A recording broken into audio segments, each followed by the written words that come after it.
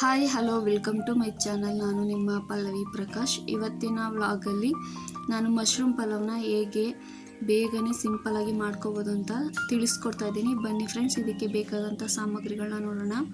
2 ದಪ್ಪ ಸೈಜ್ ಈರುಳ್ಳಿನ ಕಟ್ ಮಾಡಿ ಇಟ್ಟಿದ್ದೀನಿ. ಹಾಗೆ 2-3 ಹಸಿಮೆಣಸಿಕಾಯಿ, 1 ಟೊಮಾಟೊ, ಸ್ವಲ್ಪ ಕೊತ್ತಂಬರಿ ಸೊಪ್ಪು, ಹಾಗೆ ಶುಂಠಿ ಬೆಳ್ಳುಳ್ಳಿ ಪೇಸ್ಟು, 3 ಪಲಾವ್ ಎಲೆ, 2 ಚಕ್ಕೆ, 3 ಮರಾಠಿ ಮೊಗ್ಗು, 2-3 ಲವಂಗ, ರುಚಿಗೆ ತಕ್ಕಷ್ಟು ಉಪ್ಪು.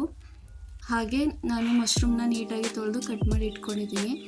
1 ಸ್ಪೂನು ಅಚ್ಕಾರದ ಪುಡಿ, 1 ಟೀ ಸ್ಪೂನು ಅರಿಶಿಣದ ಪುಡಿ, 1 ಟೀ ಸ್ಪೂನು ಗರಂ ಮಸಾಲ, ಹಾಗೆ ಅಡುಗೆಗೆ ಬೇಕಾದಂತಹ ಎಣ್ಣೆ. ಬನ್ನಿ ಫ್ರೆಂಡ್ಸ್, ಇದನ್ನು ಹೇಗೆ ಮಾಡೋದು ಅಂತ ತಿಳಿಸ್ಕೊಡ್ತಾ ಇದ್ದೀನಿ. ಸೊ ನೋಡ್ಬೋದು ಫ್ರೆಂಡ್ಸ್, ಇವಾಗ ನಾನು ಸ್ಟವ್ ಹಚ್ಚಿ ಒಂದು ಪಾತ್ರೆನ ಬಿಸಿ ಮಾಡೋದಕ್ಕೆ ಇಟ್ಕೊಂಡಿದ್ದೀನಿ. ನೀವು ಕುಕ್ಕರಲ್ಲೂ ಸಹ ಮಾಡ್ಕೋಬೋದು. ಇವಾಗ ಪಾತ್ರೆ ಬಿಸಿಯಾಗಿದೆ, ಇದಕ್ಕೆ ನಾನು ಆಯಿಲ್ ಹಾಕ್ತಾಯಿದ್ದೀನಿ. ಸೊ ಎಣ್ಣೆನೂ ಕೂಡ ಬಿಸಿ ಆದಮೇಲೆ ನಾನು ಎಲ್ಲ ಸ್ಪೈಸಸ್ಗಳನ್ನು ಹಾಕ್ಕೊಂಡು ಫ್ರೈ ಮಾಡ್ತಾಯಿದ್ದೀನಿ. ಆದಷ್ಟು ಕಡಿಮೆ ಉರಿ ಇಟ್ಕೊಂಡೆ ಫ್ರೈ ಮಾಡಿ. ಸೊ ಇವಾಗ ಫ್ರೈ ಮಾಡೋದ್ರಿಂದ ಇದ್ರ ಪರಿಮಳ ತುಂಬ ಚೆನ್ನಾಗಿ ಬಿಟ್ಕೊಳ್ಳುತ್ತೆ, ಅದಕ್ಕೋಸ್ಕರ. ಹಾಗೆ ನೀವು ಇನ್ನೂ ನನ್ನ ಚಾನಲ್ನ ಸಬ್ಸ್ಕ್ರೈಬ್ ಮಾಡಿಲ್ಲ ಅಂದರೆ ದಯವಿಟ್ಟು ಸಬ್ಸ್ಕ್ರೈಬ್ ಮಾಡಿ, ಹಾಗೆ ಲೈಕ್ ಕೊಟ್ಟು ಶೇರ್ ಮಾಡಿ. ಸೊ ಇದು ಫ್ರೈ ಆಗಿದೆ. ಇದಕ್ಕೆ ನಾನು ಈರುಳ್ಳಿ ಮತ್ತು ಹಸಿಮೆಣಸಿಕಾಯಿನ ಹಾಕ್ತಾಯಿದ್ದೀನಿ. ಇದು ಕೂಡ ಆಯಿಲಲ್ಲಿ ತುಂಬ ಚೆನ್ನಾಗಿ ಫ್ರೈ ಆಗಬೇಕು. ಇದರಲ್ಲಿರ್ತಕ್ಕಂಥ ಹಸಿ ವಾಸನೆ ಹೋಗಿ ಕಲರು ಸ್ವಲ್ಪ ಚೇಂಜ್ ಆಗಬೇಕು, ಆ ಥರ ಫ್ರೈ ಮಾಡ್ಕೋಬೇಕು. ನೋಡ್ಬೋದು ಫ್ರೆಂಡ್ಸ್, ಈಗ ಯಾವ ರೀತಿ ಈರುಳ್ಳಿ ಫ್ರೈ ಆಗಿದೆ ಅಂತ ಹೇಳ್ಬಿಟ್ಟು. ಇವಾಗ ನಾನು ಟೊಮೊಟೊ ಹಾಕ್ತಾಯಿದ್ದೀನಿ. ಟೊಮೊಟೊನೂ ಕೂಡ ಸ್ವಲ್ಪ ಸಾಫ್ಟಾಗಿ ಫ್ರೈ ಆಗಬೇಕು. ಇದು ಸ್ವಲ್ಪ ಫ್ರೈ ಆದಮೇಲೆ ಆಯಿಲಲ್ಲಿ ನೀವು ಸಾಲ್ಟ್ ಹಾಕಿ ಫ್ರೈ ಮಾಡ್ಕೋಬೋದು, ಆವಾಗ ಬೇಗನೆ ಸಾಫ್ಟ್ ಆಗುತ್ತೆ. ಸೊ ನಾನು ಹಾಗೇ ಫ್ರೈ ಮಾಡ್ತಾಯಿದ್ದೀನಿ. ನೋಡ್ಬೋದು ಫ್ರೆಂಡ್ಸ್, ಇದು ಈ ರೀತಿ ಫ್ರೈ ಆದಮೇಲೆ ಇದಕ್ಕೆ ನಾನು 1 ಸ್ಪೂನು ಅಚ್ಕಾರದ ಪುಡಿನ ಹಾಕ್ತಾಯಿದ್ದೀನಿ. ಸೊ ಇವಾಗ ಅಚ್ಕಾರದ ಪುಡಿ ಹಾಕೋದ್ರಿಂದ ಕಲರ್ ತುಂಬ ಚೆನ್ನಾಗಿ ಬರುತ್ತೆ, ಅದಕ್ಕೋಸ್ಕರ ಇವಾಗಲೇ ಹಾಕಿ ಫ್ರೈ ಮಾಡ್ಕೋಬೇಕು. ಸೊ ಇದು ಇವಾಗ ಫ್ರೈ ಆಗಿದೆ. ಇದಕ್ಕೆ ನಾನು ಮಶ್ರೂಮ್ನ ಹಾಕ್ತಾಯಿದ್ದೀನಿ. ಇವಾಗ ಮಶ್ರೂಮ್ನ ನಾವು ತೊಳಿಬೇಕು ಅಂತಂದರೆ ನಾವು ಅದನ್ನು ಕಟ್ ಮಾಡಿ ನೀರಲ್ಲಿ ಒಂದು 5 ನಿಮಿಷ ಸಾಲ್ಟ್ ಹಾಕಿ ನೆನೆಸಿಟ್ಕೋಬೇಕು. ಆವಾಗ ಅದರಲ್ಲಿರ್ತಕ್ಕಂಥ ಗಲೀಜೆಲ್ಲ ಹೊರಟೋಗುತ್ತೆ. ಆಮೇಲೆ 2-3 ಸಲ ವಾಶ್ ಮಾಡಿಕೊಂಡ್ರೆ ನೀಟಾಗಿರುತ್ತೆ.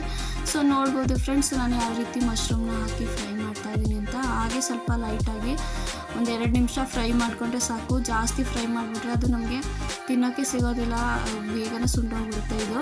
ಸೊ ಇವಾಗ ಸ್ವಲ್ಪ ಉಪ್ಪು ಹಾಕಿ ಫ್ರೈ ಮಾಡ್ಕೊತೀನಿ, ಯಾಕೆಂದರೆ ಉಪ್ಪು ಖಾರ ಚೆನ್ನಾಗಿ ಇಟ್ಕೊಳ್ಳಿ ಅಂತ.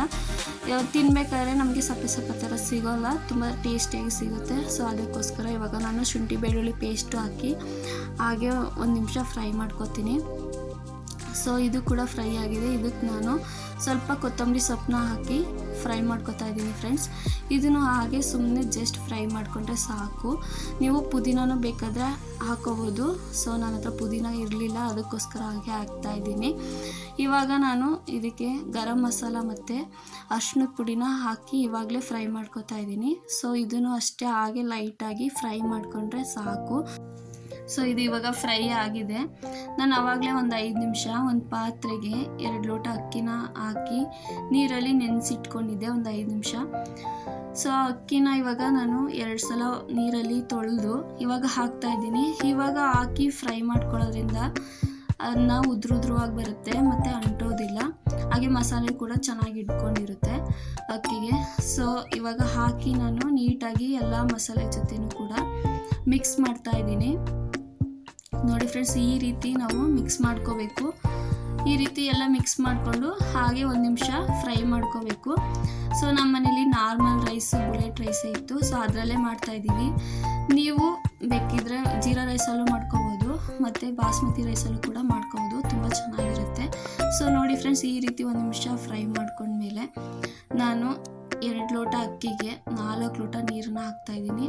ನೀವು ಕುಕ್ಕರ್ಗೆ ಹಾಕೋದ್ರಿಂದ 3 ಲೋಟ ಹಾಕಿದ್ರೆ ಸಾಕು, ಯಾಕೆಂದರೆ ನೆನೆಸಿದ್ರೆ 3 ಲೋಟ ಸಾಕು. ಸೊ ಇವಾಗ ನಾನು 4 ಲೋಟ ನೀರು ಹಾಕ್ಕೊತಾ ಇದ್ದೀನಿ ಪಾತ್ರೆಲಿ ಮಾಡೋದ್ರಿಂದ. ಇವಾಗ ನೀರು ಹಾಕಿ ಎಲ್ಲ ಮಸಾಲೆನೂ ನೀಟಾಗಿ ನೀರಲ್ಲಿ ಮಿಕ್ಸ್ ಮಾಡಿದಾಯಿತು. ಇವಾಗ ನಾನು ಇದಕ್ಕೆ ರುಚಿಗೆ ಎಷ್ಟು ಬೇಕೋ ಅಷ್ಟು ಉಪ್ಪನ್ನ ಹಾಕ್ತಾಯಿದ್ದೀನಿ. ಮೊದಲೇ ಹಾಕಿರ್ತೀವಿ, ಸ್ವಲ್ಪ ನೋಡಿ ಹಾಕ್ಕೊಳ್ಳಿ. ಸೊ ಉಪ್ಪನ್ನ ಕೂಡ ಹಾಕಿ ನಾನು ನೀಟಾಗಿ ಎಲ್ಲ ಕಡೆ ಮಿಕ್ಸ್ ಮಾಡಿ ಲಿಡ್ನ ಕ್ಲೋಸ್ ಮಾಡಿ ನಾನಿವಾಗ ಇದನ್ನು ಬೇಯೋದಕ್ಕೆ ಇಡ್ತಾಯಿದ್ದೀನಿ.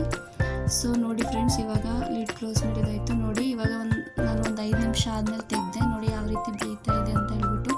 ಸೊ ಇದನ್ನು ಮಧ್ಯೆ ತಿರುಗಿಸ್ಕೊತಾ ಇರಬೇಕು, ಯಾಕೆಂದರೆ ತಳ ಹಿಡಿದ್ಬಿಡುತ್ತೆ ರೈಸು, ಅದಕ್ಕೋಸ್ಕರ. ಸೊ ಈಗ ಮತ್ತೆ ನಾನು ಬೇಯ್ತಾ ಇರಬೇಕಾದ್ರೆ ಕೊತ್ತಂಬರಿ ಸೊಪ್ಪನ್ನ ಹಾಕ್ತಾಯಿದ್ದೀನಿ.